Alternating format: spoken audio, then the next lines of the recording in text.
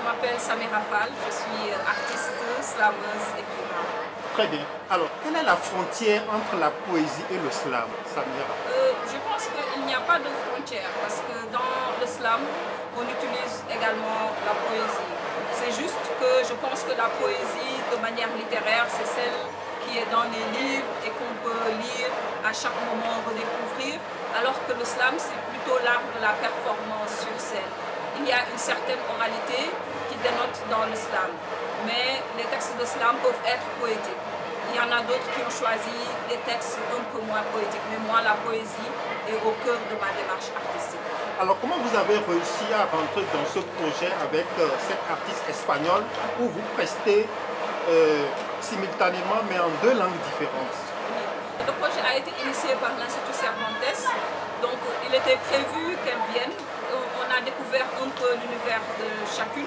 J'ai pu regarder ce qu'elle faisait depuis l'Espagne et elle aussi a pu voir ce que je faisais depuis le Sénégal.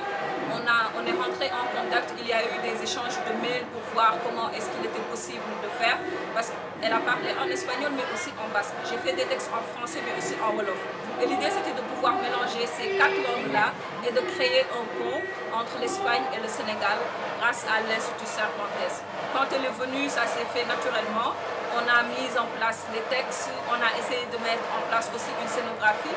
On a fait appel à mon ami et frère Kilmo qui a aidé dans l'illustration et la scéno et qui a permis aujourd'hui d'illustrer les portraits de quatre femmes qui ont marqué la littérature espagnole mais aussi la littérature sénégalaise que vous pouvez voir de part et d'autre dans le jardin de l'Institut Cervantes et des mots qui pour nous sont très, très importants. C'est pour ça que ce spectacle c'est aujourd'hui on va dire, au cœur du partage. C'est pourquoi partage était au centre.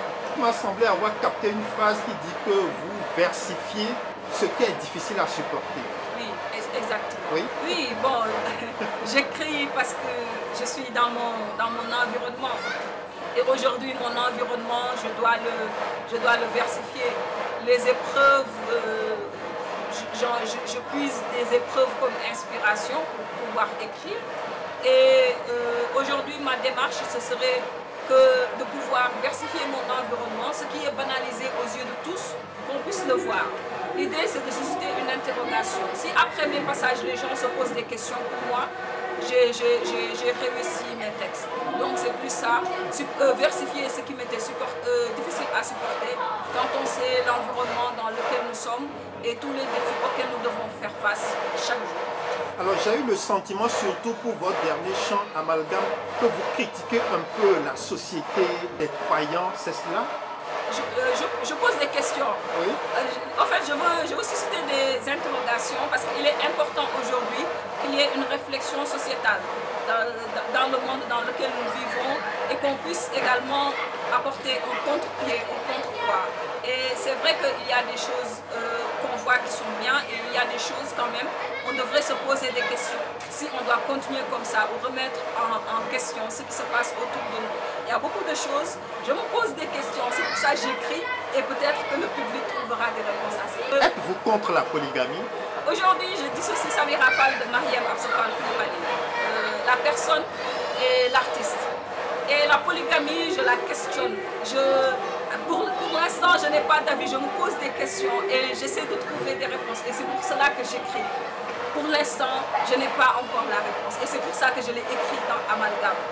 Si l'humain n'a qu'un seul cœur, comment peut-il signer polygamie? Parce que c'est une question que je me pose et que je pose à tous les Sénégalais, tous les Espagnols qui me regardent. Bon, est-ce qu'il y a certains faits de polygamie, dans la polygamie, qui font que vous vous amenez à vous questionner en vous disant est-ce que c'est la peine? Oui, je me questionne parce que je vois que ça fonctionne pour certains, que ça fonctionne moins bien pour d'autres.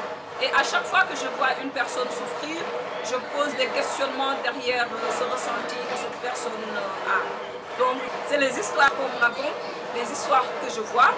Et puis voilà, c'est des questions que je pose. C'est pour ça que je dis, nul de tout avis.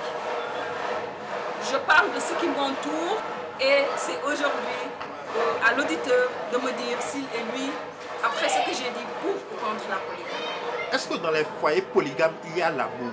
L'amour entre les différentes épouses, l'amour entre les enfants d'une épouse à une autre? Je pense que ça, il faut le poser au foyer polygame. J'en ai pas. Est-ce que vous en doutez? Franchement, je ne sais pas. Ça, je pense que la question, il faudrait la poser au foyer qui vivent la polygamie. Très bien.